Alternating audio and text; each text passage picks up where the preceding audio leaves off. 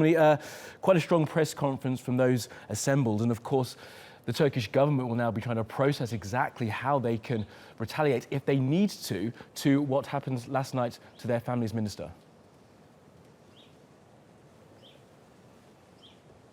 Absolutely, Kamali. Well, as you just heard there, Turkey's family minister Fatma Batul Sayan Kaya recounting the events of the evening, saying that it was not just her and her advisors and the people that she was with that was prevented from going into the Turkish consulate last night, which she reminded everyone is something that is on Turkish soil. She said, we wanted to meet with our citizens.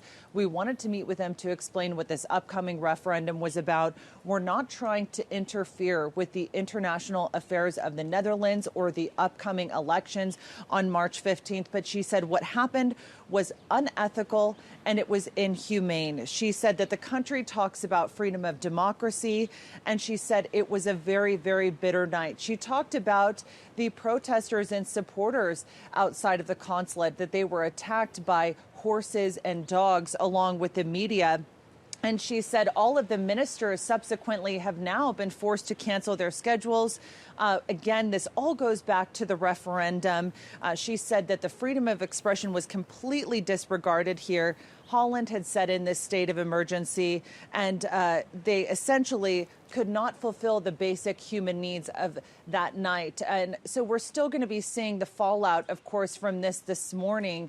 Kamali, the Turkish Prime Minister Binali Yildirim basically said that he was vowing to retaliate in the harshest of ways. And of course, Kilmeny, what's happened is a kind of confluence of two very important political moments coming up in both countries' lives. Of course, the Dutch go to the polls next week to elect a new prime minister, and of course the referendum is happening here in Turkey in April. And what seems to have happened is that the sort of political machinations in Holland have caused this reaction to what seems like quite simple campaigning by the Turkish government for their citizens in the country.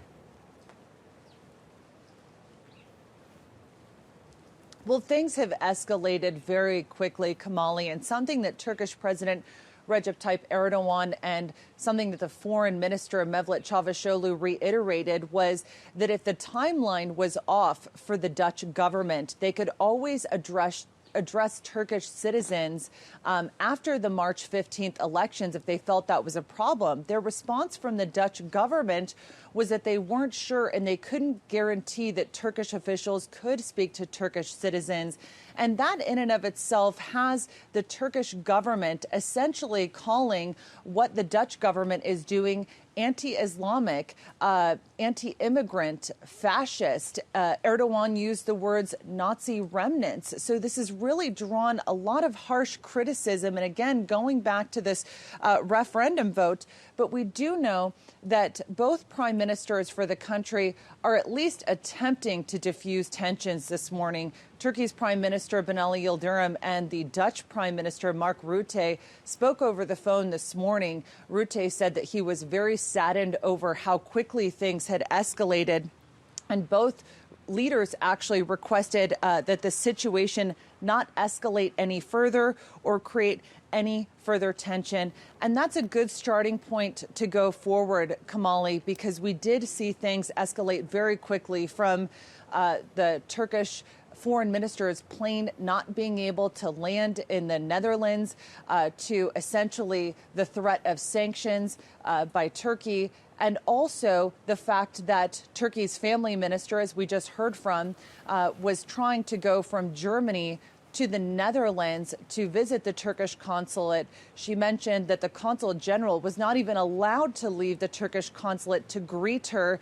And subsequently, roads were blocked and she was intercepted and essentially sent back to Germany to be declared as an undesirable alien. So something has to happen here for the tensions. I'm assuming that it starts with this phone call between the two prime ministers this morning to see how these two countries, which have enjoyed a very good relationship, a close relationship over the years, can get back on the same page. Okay, Kilmeny in Ankara, thank you.